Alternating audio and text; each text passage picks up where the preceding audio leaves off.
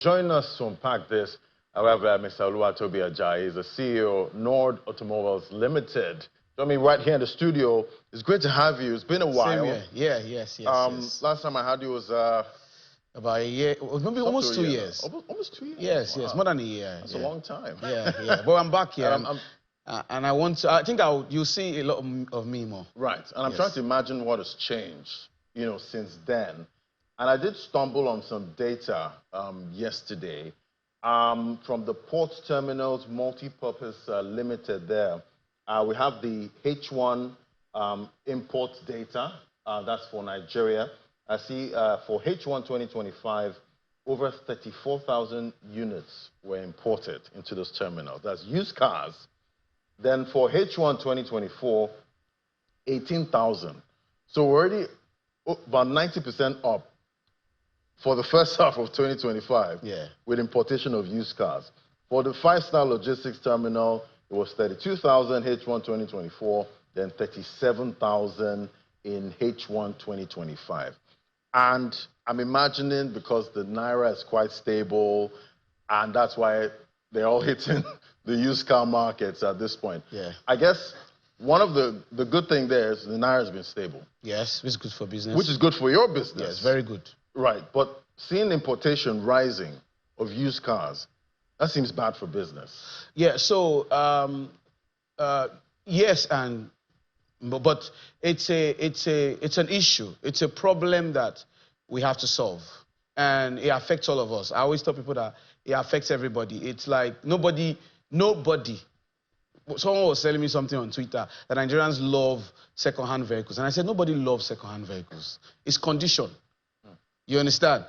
Just like some years ago, I remember when we used to buy second-hand clothes. Nobody loved to buy second-hand clothes. They just had to buy it. So when they could earn enough, they moved to brand new clothes. The same thing happens with the car business. Nobody loves second-hand cars. It's because the earning power is not enough, and so people gravitate towards what they can buy. Because I love the scent of brand new, yes. Brand new car. Anybody who's driven a brand new vehicle before will always want to buy brand new. They will always think, because first of all, the peace of mind. You have no issues for more than 4 years. Some people don't even know who a mechanic is. You understand? Like, you just send it to like if you buy from Nord, for example, you send it to Nord for periodic maintenance, and you're good. So what we need to do to reduce the amount of second-hand vehicles that we have in Nigeria is, number one, we have to stimulate, we have to encourage the local industry. That way, because when a lot of things, the platform is volume. We need to get guaranteed volumes for us to invest more. And when we invest more, the prices of vehicles will drop significantly. Just like what's happening with Dangote refinery and everything. The auto industry is a volume business. The scale must be huge for us to meet this. Now, when Nigerians buy these vehicles over time, just like it happened in South Africa, in 5 years, you're going to have second-hand, because the second-hand market will always exist. It's not like it's bad. The issue with Nigeria is that we take our own hard-earned money and send it abroad to buy vehicles that nobody wants anymore. Yes. So there's no issue with the second-hand market. It will always exist. But we're supposed to grow to the point where the second-hand market is a second-hand market of Nigerian-made vehicles. So it's a pipeline that can take about 5 years. So you need to create policies where we are, because Nigerians, like you mentioned, those are terminals. Nigerians buy about 500,000 vehicles a year. Yes. But so we need to find a way where a lot of those vehicles are affordable, brand new vehicles in Nigeria. After 5 years, you will now have a lot of used vehicles, because someone that bought a vehicle, let's say in 2020, today it will be 5 years. He might want to change it.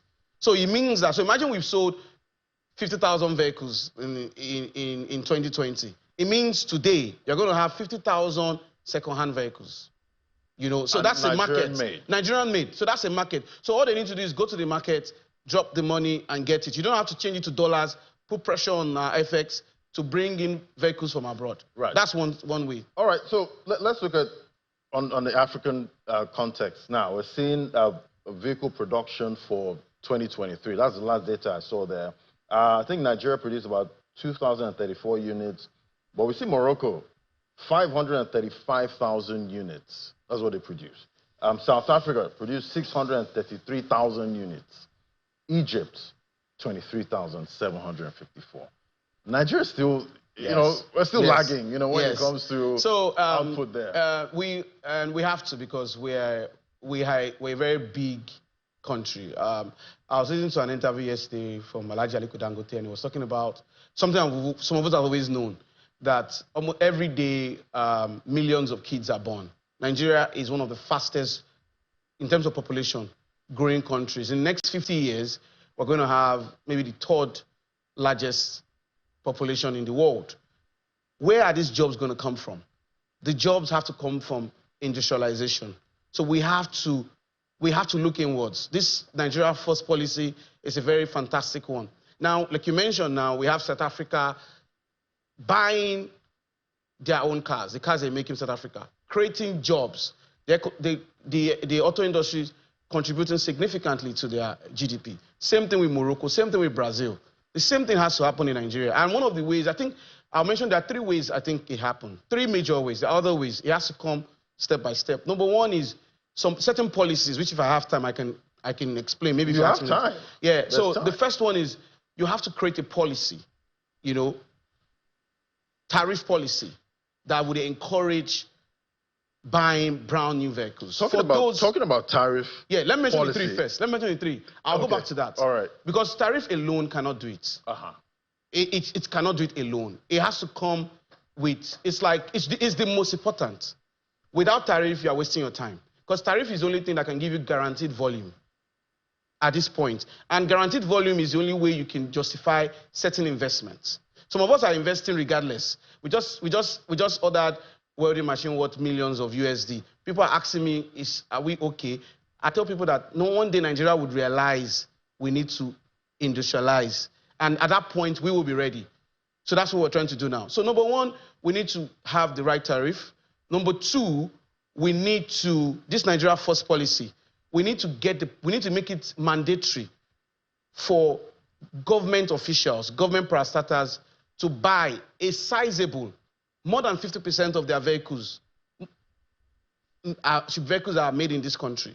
Then in number 3 is consumer finance, auto financing. You cannot have a thriving auto system if you expect people to bring out the money, everything from their pockets. No.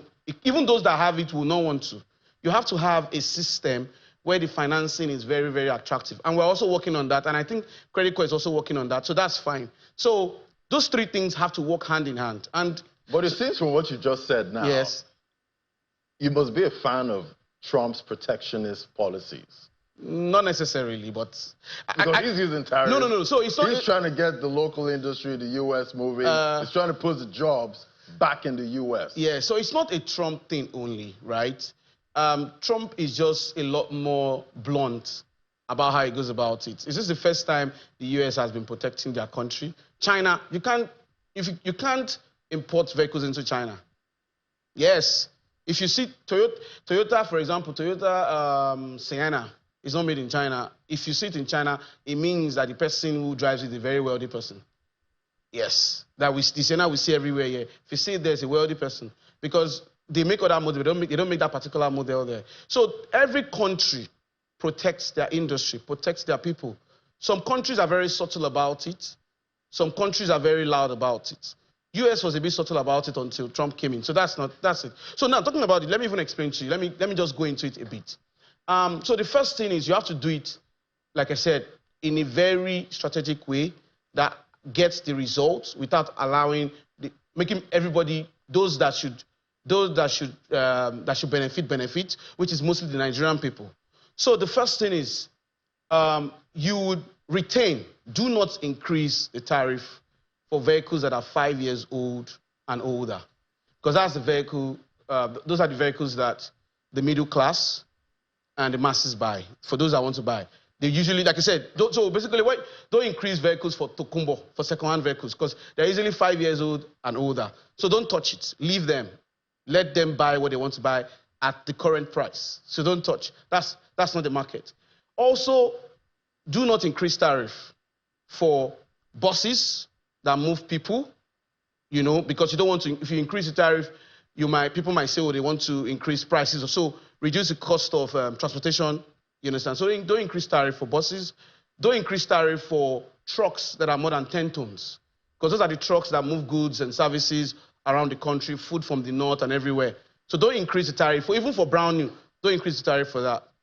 But now increase tariff significantly for passenger cars and pickups that are brand new to 5 years old. So I repeat, 5 years old vehicles all the way to brand new.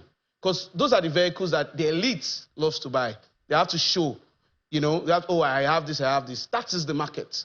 That is the market where you can provide the guaranteed volume for the local assembly companies. That market and the government, those are the two markets. When you do that, like I said, in 5 years' time, you will have a second-hand market for made in Nigeria vehicles. And over 10 years, you will just realize that we're not even spending any money importing, whether brand new or used anymore. All right, so since the last time we spoke, what have you seen, when it comes to consumer sentiments towards cars made in Nigeria? What have you seen so far? Very, very, very impressive. My company has grown, personally, my company has grown so much, and that's because the trust is growing, especially from the big corporates. Like, I was looking at let me say the biggest 5 companies in Nigerian Stock Exchange. 4 of them are not customers.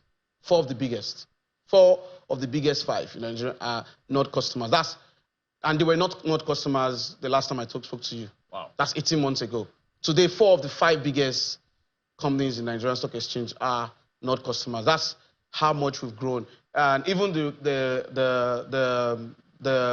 consumers, the customers, the one customer, the retail, they're also coming in, they're buying, because I think it's word of mouth. People have tested, they've seen the vehicles, they've seen that the quality is comparable to any vehicle anywhere in the world, the after sales is there. So and I think, and this is something that I don't just want even know to just benefit. I'm not trying to build a company just for myself. I'm trying to show the entire world that Nigerians can build our own thing.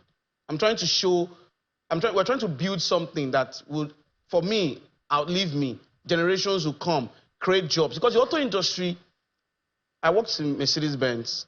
In Germany, you can see how almost every industry is tied to the auto industry, even their military. The auto industry is the mother of a lot of other industries. If you have a thriving auto industry, you have so many other industries. Upholstery, foam, battery, fabric, everything. Because a car is like a small house. So, and very techy small house. So you have a lot of things going into it. So to answer your question, it's been very good. Business has been good. We've grown our revenue, and even FRS is happy about us because we now pay more taxes, So everybody's... And that's why we need the enabling environment so that... Yeah, so that everybody grows. Yes, because if we grow, you pay more taxes, you pay more VAT. Yes, everybody's happy. You create more jobs. So my staff are here. What we're paying, salary we're paying when you interviewed me last, we're now paying about 5 times more. Like in terms of like when I sign every end of the month, we now pay 5 times more than what we're paying just about a year ago. These are very. I have people. All right. So there's a question I like to ask. CEOs. When I catch them.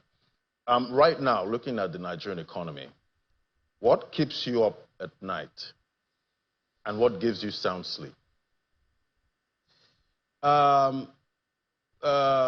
What keeps me up at night is mainly the amount of risk that I take.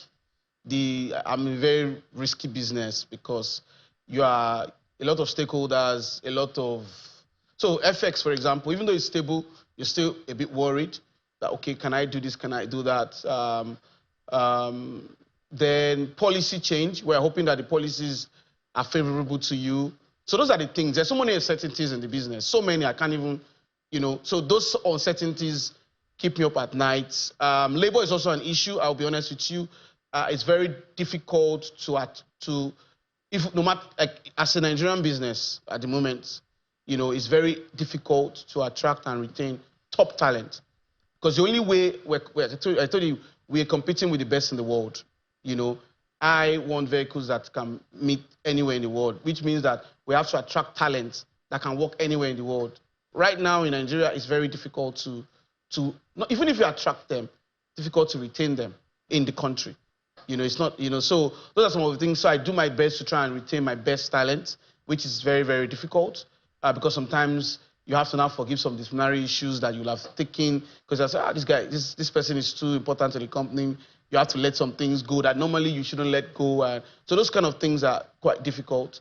And things that make me sleep at night is the fact that I'm in a country, a